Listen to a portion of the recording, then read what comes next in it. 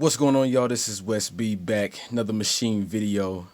I made this beat last night. I kind of wanted to take you guys through kind of how I made it. You know what I'm saying? So it's a sample-based beat. I'm going to play it out first, then I'm going to take you through how I made it.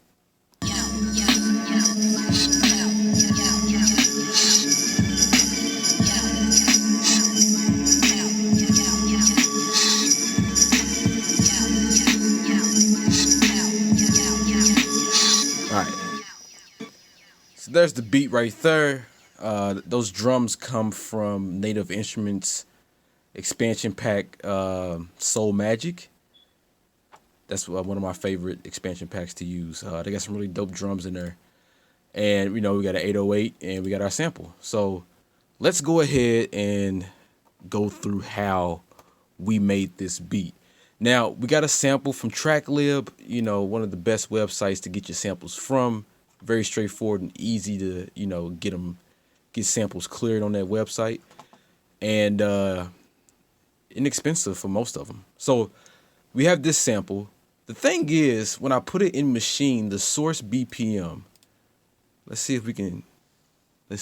There we go. I was missing the button.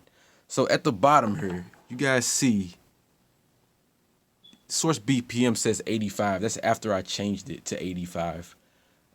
It was showing up as 91.2, I think. And the initial sample was supposed to be, I think, 99 BPM. So Maschine was off on this estimation. But I went ahead and chopped it up anyway, pitched it up, and did what I had to do. But when I was recording it, it didn't sound right at the tempo that I have it at right now. So I actually had to record in the chops at 95 BPM. And this is what it sounded like. Turn this down a little bit.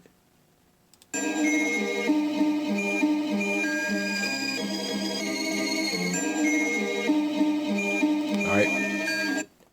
So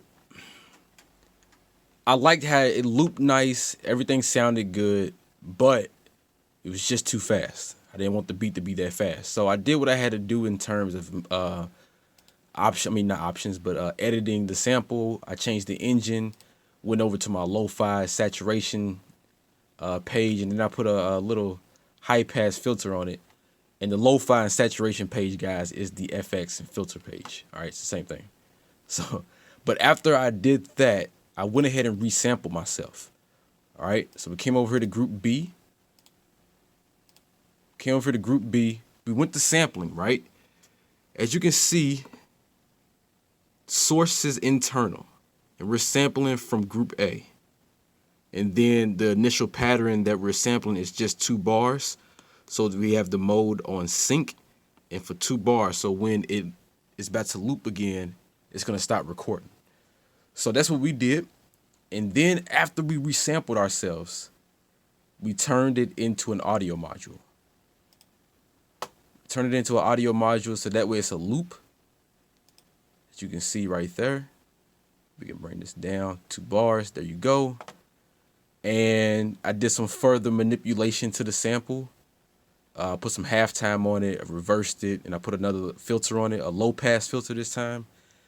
And yeah, I got a decent result. Now, the reason why I turned it into an audio module, again, I said 95 BPM felt too fast for the beat I had in mind.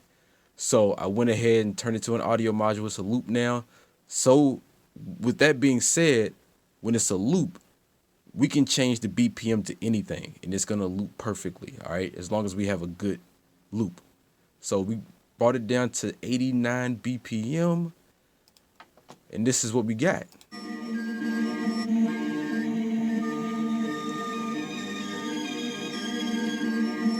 All right. So what else? The other thing that I did is I went ahead and duplicated that same loop 3 times. So we got it on the first 4 pads, and they're all at different notes. So I'm gonna go ahead and play them and show you how they sound.